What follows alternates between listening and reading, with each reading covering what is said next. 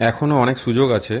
প্রত্যেক শিক্ষক শিক্ষিকাদের উদ্দেশ্যে একটাই বার্তা, যে সুপ্রিম কোর্টে আমরা কিন্তু এখনও গিয়ে আমাদের যে পরীক্ষায় অনেক ত্রুটি রয়েছে এইগুলো বিষয়ে বলতেই পারিনি।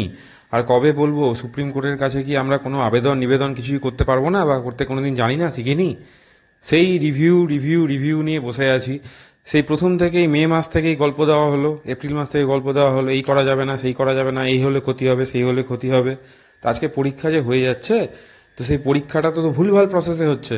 পরীক্ষায় আনটেন্ডেড টিচাররা নিজেরাই বসতে পারছে না। টেন্টেডদের পিছনে লাগার আমাদের কোনো দরকারই নাই, কিন্তু আনটেন্ডেড টিচাররা যে বসতে পারছে না, আমাদের যে ভ্যাকেন্সি নেই, ভ্যাকেন্সি কমে গেছে, এগুলো বিষয়ে সুপ্রিম কোর্টকে তো জানানোই হলো না এখনো পর্যন্ত।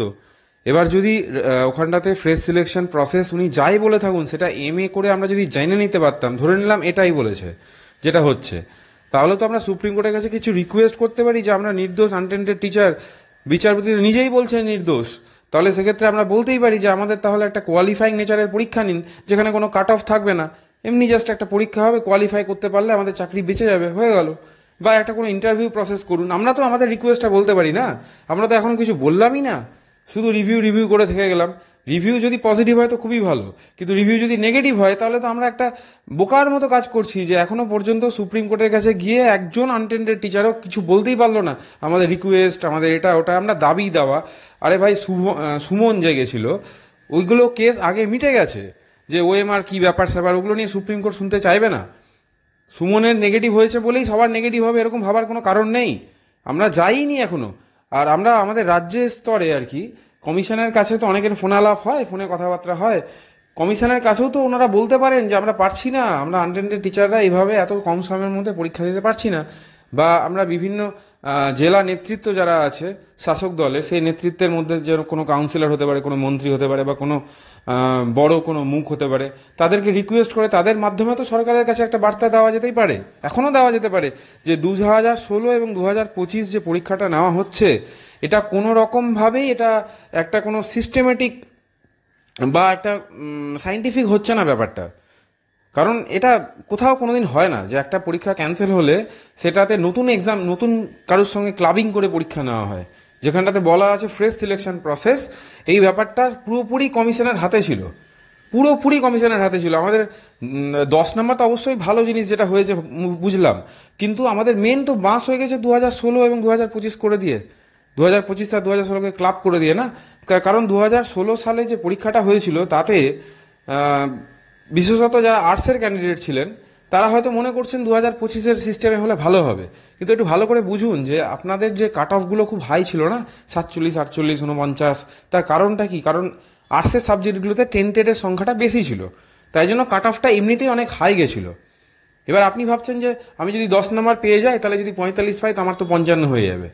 কিন্তু বিষয়টা তো এরকম নাও হতে পারে না। পরীক্ষাটা যদি অ্যাভারেজ কোশ্চেন, ঠিকঠাক কোশ্চেন হয়, হয়তো আপনি আগের বার 48 পেয়েছিলেন, আপনারা যারা পেয়েছেন আর্টসে বিশেষ করে, তারা প্রত্যেকেই স্যালুট। তার কারণ এতটা দুর্নীতির মধ্যেও আপনারা পেয়েছেন। সায়েন্সের ক্যান্ডিডেটদের মানে একটু হলেও দুর্নীতিটা কম হয়েছে, 30 জন, 35 জন, 40, 50 এরকম। আর আপনাদের ফিগারগুলো দেখলেও মানে একটু ভয় লাগে, যে 200, 250 এরকম টাইপের ফিগার হয়েছে আপনাদের দুর্নীতির সংখ্যাটা সব সাবজেক্টে।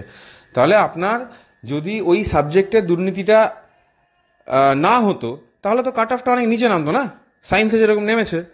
তো আপনি এবারও ভাবুন না কেন, যে নতুন যারা ক্যান্ডিডেট আছে তারা যে 50, 52, 55 পাবে না, এর কোনো গ্যারেন্টি আছে? তো আমাদের তো মেন উদ্দেশ্য থাকা উচিত ছিল 2016 ক্যান্ডিডেটকে আলাদা করে বসতে দিতে হবে, এটার জন্য জাফরান লড়াই করা। যদি আমরা পরীক্ষায় স্বীকার করে ফেলি, এটুকু পর্যন্ত আমরা করতে পারলাম না।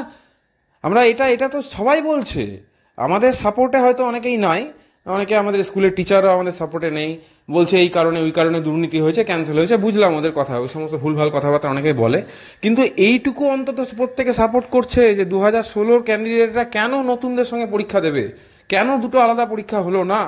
এটা তো একদম আমাদের মূর্খামির পরিচয় হয়েছে বিশাল রকমভাবে। যে আমরা প্রশাসনিক স্তরে তো আমরা বিভিন্ন রকমভাবে দাবি দাওয়া করতে পারতাম, আমরা এক্সপিরিয়েন্সের ব্যাপারটাতে এত বেশি ডুবে গেলাম যে আসল জায়গাটাকে হারিয়ে ফেললাম। যে আমার 2016 ক্যান্ডিডেট কটা বেঁচে আছে বলুন তো? 2016 ম্যাক্সিমাম ক্যান্ডিডেট আপনি মেরে কেটে 30 থেকে 40 হাজার ক্যান্ডিডেট পাবেন, মানে আমাদেরকে নিয়ে বলছি আমরা, এবং ওয়েটিং হয়তো 25 হাজার, আর বাকি আর 15 হাজার ক্যান্ডিডেট পাবেন যারা মোটামুটি সিরিয়াস পরীক্ষা দেওয়ার জন্য। তার মধ্যে অ্যাকচুয়ালি সিরিয়াস হয়তো 30 হাজার আমাদেরকে নিয়ে। আর এখানটাতে ম্যাক্সিমাম, বলছি তো ম্যাক্সিমাম ক্যান্ডিডেট সিরিয়াসলি পরীক্ষা দিচ্ছে। তাও আমি তাদেরকে বাদ ছাড় দিয়ে বলছি 2 থেকে 2.5 লাখ ক্যান্ডিডেট সিরিয়াস আছে এবার। 10 বছর ধরে এসএসসি হয়নি, প্রত্যেকটা ব্যাচের এমএসসি বিএসসিতে যারা টপার বা অন্যান্য জায়গায় চাকরি পায়নি এখনো, প্রত্যেকে মুখিয়ে আছে পরীক্ষা দেওয়ার জন্য, প্রত্যেকটা সাবজেক্টে মুখিয়ে আছে। পারবেন সবার সাথে কম্পিট করতে? কোন দরকার ছিল আমাদের এই একসাথে ক্লাবিং করার ব্যাপারটাতে এত সহজে মেনে নেওয়া? আজকে কিছু নেতা তারা ভাবছেন 10 নম্বর 10 নম্বর 10 নম্বর। আরে বাবা, 10 নম্বর নিয়ে আপনি এতটা শিওর হবেন না, 10 নম্বর দিয়ে কিছু নাও হতে পারে। ঠিক আছে, মেন উদ্দেশ্য থাকা উচিত ছিল 2016 আলাদা করা। এবং যারা গেছিল ওই কলকাতা হাইকোর্টে গিয়ে এটা কি ধরনের কথা যে 2025 নোটিফিকেশন নিয়ে আমার কোনো সমস্যা নাই, কিন্তু 2016 ক্যান্ডিডেটরা যাতে পরীক্ষা।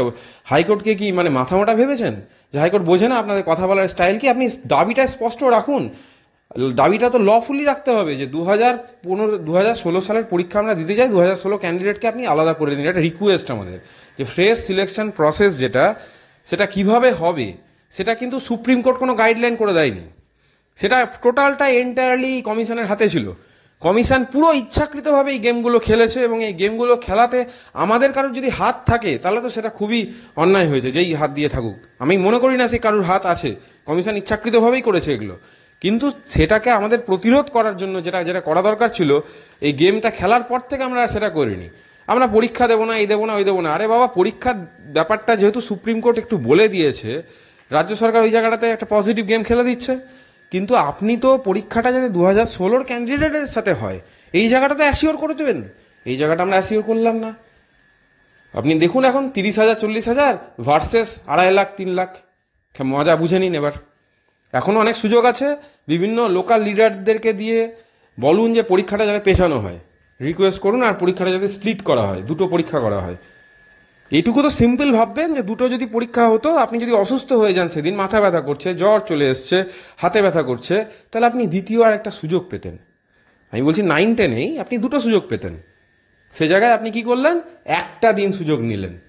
কি অসাধারণ অনেকের মানে চিন্তাভাবনার স্টাইল। যারা যারা এই 10 নম্বরের জন্য একটা পরীক্ষাকে সাপোর্ট করে, ভাবতে পারছি না। দুটো যদি স্প্লিট হয়ে যায় তাহলে যারা 9-10 এবং 11-12 দুটোতেই বসতে পারবে, তারা 4টে সুযোগ পাচ্ছিল, সে জায়গায় এখন দুটো সুযোগ পাবে। বুঝুন, ভালো করে বুঝুন। সুপ্রিম কোর্টকে আপনারা কিছু জানাতে পারলেন না এখনো। এতদিন কেটে গেল, 16 জুলাই থেকে সুপ্রিম কোর্ট ওপেন হয়ে আছে, এখনো পর্যন্ত সুপ্রিম কোর্টে গিয়ে আমরা ভালো করে কেউ একজন গিয়ে বলতে পারলাম না যে আনটেন্ডেড টিচাররা পরীক্ষায় বসতে পারছে না, ভ্যাকেন্সি কমে গেছে এবং পরীক্ষাটা নতুনদের সঙ্গে ক্লাব করা হয়েছে। তো আপনি রিকোয়েস্ট করছি দয়া করে পরীক্ষাটা কোয়ালিফাইং নেচারের করুন, যাতে পরীক্ষাটা আমাদের জন্য সহজ হয়, এই ব্যবস্থা করুন। আর যদি পরীক্ষা না নিয়ে ইন্টারভিউ দিয়ে করা যায় তাহলে সেটার ব্যবস্থা করুন, বা সেই ডাইরেকশন আপনি কমিশনকে দিন। কারণ আমাদের পক্ষে 10 বছর পরে ওই ইউনিভার্সিটি আর কলেজের কারিকুলামের উপরে পরীক্ষা দেওয়া, ওনাদেরকে তো বোঝাতে হবে না, ওনাদেরকে ওই সিলেবাসগুলো দিয়ে দিন। সেটা আমাদের পক্ষে সম্ভব নয়। আপনার যদি সন্দেহ থাকে মনে, 2016 ক্যান্ডিডেট আপনি কাদেরকে চুজ করবেন আপনার ম্যাটার। 2016 যারা আনটেন্টেড এবং ওয়েটিং আছে শুধু তারা, নাকি সমস্ত 2016 ক্যান্ডিডেট, তাদেরকে আপনি কোনো একটা সহজ প্রক্রিয়ার মাধ্যমে আবার টেস্ট নিন। কারণ প্রত্যেকেরই অনেক বয়স হয়ে গেছে, এখন এই মুহূর্তে ওই ইউনিভার্সিটি আর কলেজের কারিকুলামে পরীক্ষা দেওয়া এটা আনরিয়ালিস্টিক। এরকমভাবে ভাবলে আর কিছু বলার নেই। তো এগুলো রিকোয়েস্ট বা এই ধরনের কথাবার্তা আমরা তো কোর্টের কাছে প্রেজেন্ট তো করবো না। আমরা তো বিভিন্ন জায়গায় ফান্ড সাপোর্ট করছি, 5-6 জায়গায় ফান্ড সাপোর্ট করছি, প্রত্যেকেই না হয় দারুণ চেষ্টা করছেন, কিন্তু এত লেট কেন? আর এই কথাগুলো না যদি বলে তারপর যদি পরীক্ষাটা হয়ে যায়, তাহলে তো নিজেদেরই মনে হবে যে আমরা একটা ইম্পর্টেন্ট কাজ না করে এই পরীক্ষাটা দিয়ে দিলাম। আজকে কতদিন ওয়েট করবেন আপনারা এই রিভিউ? এই জন্য প্রথম থেকে বলে আসলেন যে এমএ করা যাবে না, এই সেই করা যাবে না, ওই করা যাবে না। তো আলটিমেটলি তো কী লাভ হলো এসব করে? আলটিমেটলি তো পরীক্ষাটা হয়ে যাচ্ছে, এবং পরীক্ষাটা ইনলিগালি হচ্ছে। পরীক্ষাটা কিন্তু লিগালি হচ্ছে না। এই পরীক্ষা যখন তখন ক্যান্সেল হতেই পারে। হয়তো অনেকে ভাবছেন, বা অনেকে আমরাও ভাবছি যে যেহেতু এখানটাতে কোর্টের একটা ব্যাপার আছে, হয়তো ক্যান্সেল হয়তো হবে না আর। কিন্তু না, যখন যেটা ইনলিগাল কিছু একটা ব্যাপার আছে, এই যে 2 বিচারপতি জাজ বেঞ্চ, এর কাছে হয়তো ইনলিগাল মনে হচ্ছে না, অন্য কারোর কাছে ইনলিগাল মনে হবে না। তো বিষয়টা একটু ভাবুন, এখনো সময় আছে। 3টে ওয়েতে সময় আছে। একটা হচ্ছে কমিশনে গিয়ে ডাইরেক্টলি বলা যে আমরা এভাবে পরীক্ষা দিতে পারছি না, এবং বিভিন্ন রাজ্য সরকারের যত বড় বড় মাথা আছে বিভিন্ন জেলাতে আর কি, প্রত্যেকের মাধ্যমে মুখ্যমন্ত্রী, শিক্ষামন্ত্রী এবং কমিশনের কাছে রিকোয়েস্ট পাঠানো যাতে পরীক্ষাটা স্প্লিট হয়, এবং পরীক্ষাটা পিছিয়ে যায় 3 মাস 6 মাস। এটা একটা পয়েন্ট। এবং সুপ্রিম কোর্টের কাছে এসএলপি, রিট, এমএ করে পরীক্ষা ব্যবস্থাতে মডিফিকেশন আনা, পরীক্ষাটা সহজতর করা, পরীক্ষাটা যাতে আমাদের জন্য সুবিধাজনক হয় সেই জিনিসটা করা। করে যদি ব্যর্থ হই সেটা ভালো ভালো জিনিস, যে করে ব্যর্থ হলাম, কিন্তু করতে কেন অনাগ্রহ আমি বুঝতে পারছি না। ফান্ড তো দেওয়া হয়েছে, বিভিন্ন জায়গাতে লোকে ফান্ড দিচ্ছে। তো যারা যারা দায়িত্বে আছেন, এখন আমাদের অনেকের পক্ষে তো আর সবাই দায়িত্ব নিতে পারবে না। যারা যারা দায়িত্বে আছেন তারা বিভিন্ন সময় সুপ্রিম কোর্টের সঙ্গে জড়িত আছেন, তারা ইমিডিয়েটলি এই কার্যক্রমগুলো সুপ্রিম কোর্টের কানে তুলুন, নত কিন্তু দেরি হয়ে যাচ্ছে। এটা তোলাটা খুব দরকার আছে। আমি হাইকোর্টে গিয়ে কি করলেন আপনারা? হাইকোর্টে এত ভালো ভালো উকিল নিলেন আর গুগলে বলে আসলেন যে 2025 নোটিফিকেশন নিয়ে কোনো সমস্যা নাই, আর হাইকোর্ট আপনাকে জাজমেন্ট দেবে, এটা আপনি আশা করছেন এই ধরনের কথা বলার পরে? আপনি চালাকি করতে গেলেন যে 16 ক্যান্ডিডেট বসবে আর আপনি 10 নম্বর নিয়ে 25-এর নোটিফিকেশনে পরীক্ষা দেবেন। দারুণ না? আপনি সৎ থাকার চেষ্টা করুন, যে আপনি বলুন ক্লিয়ারলি যে আমাদের পক্ষে সম্ভবই না। আপনি বুঝুন তারপরে কি করবে ওরা। 16 ক্যান্ডিডেটদেরকে কারোর পক্ষে সম্ভব না। 16 যারা ওয়েটিং আছে বা যারা নট কল ফর ভেরিফিকেশন আছে, তারাও তো একই, তারাও তো আমাদের মতো 10টা বছর বেড়েছে তাদের বয়স, তারাও তো পারবে না। আমি বলছি যে অনেকে হয়তো পড়েছেন বা অনেকেই 10 দিন 15 দিন পরেও অনেকটা সিলেবাস কভার করতে পারবো, কিন্তু এরকমভাবে তো আমরা আনসার্টেনিটির মধ্যে বাঁচতে পারি না। এই সিলেবাসটা যেটা রয়েছে এটা কভার করতে তো মিনিমাম 6 মাস টাইম দেওয়া উচিত না? প্রথম কথা, আমরা এই কারিকুলামে এই বয়সে এসে পরীক্ষা কিভাবে দেব? সব পরীক্ষারই তো একটা বয়সের লিমিট থাকে, 30 বছর 35 বছর। তো যাদের বয়স 45 তারা কীভাবে পরীক্ষা দেবে? এই কথাগুলো তো তুলতে হতো না। এই কথাগুলো তুলে পরীক্ষাটা যাতে সহজতর হয়, পরীক্ষাটা যাতে টিচাররা যেরকম পরীক্ষা দিতে পারবে সেই সুলভ পরীক্ষা হয়, একাডেমিক টাইপের একটা পরীক্ষা হয়, এবং সেই পরীক্ষাটা যাতে কোয়ালিফাইং নেচারের হয়, এবং এই পরীক্ষাটাতে যাতে আনটেন্ডেড সমস্ত টিচার যাতে বসতে পারে। এবং 2016 সবাইকে যদি বসাতে চান বসান না, অসুবিধা নেই, কারণ 2016 তো নাই সেরকম বেশি কিছু কেউ। তো আপনারা এইভাবে ড্রাফটিংগুলো তো করেছেন আশা করি প্রত্যেকেই, কিন্তু জিনিসগুলোকে খুব ইম্পর্টেন্স সহকারে দেখুন একটু। আর যারা যারা লোকাল লিডারের সঙ্গে কানেকশনে আছেন, একটু লোকাল লিডার মারফত মুখ্যমন্ত্রী, শিক্ষামন্ত্রী, এসএসসি চেয়ারম্যান এদের কাছে রিকোয়েস্ট করুন যাতে পরীক্ষাটা পেছানো হয় এবং দুটো পরীক্ষা নেওয়া হয়। এটা একদমই আনরিয়ালিস্টিক হচ্ছে। এটা অনেক আনটেন্ডেড টিচারের পক্ষে এই পরীক্ষাটা একটা একদম বহুত বড় জাতাকলে পরিণত হয়েছে। এটা দেওয়া সম্ভব নয় অনেকের পক্ষে, এবং পরীক্ষাতে গিয়ে নার্ভ ফেলিওর হয়ে যাবে প্রচুর জনের। এটা মোটামুটি বিভিন্ন কম্পিটিটিভ এক্সামের সঙ্গে যুক্ত থেকে আমিও বলতে পারছি ব্যাপারটা, ঠিক আছে? তো এত কম সময়ের মধ্যে প্রিপারেশন নিয়ে এবং এত মানসিক চাপ নিয়ে পরীক্ষা দেওয়া সম্ভব নয়, এগুলো জানান। আশা করি কিছু একটা হতে পারে।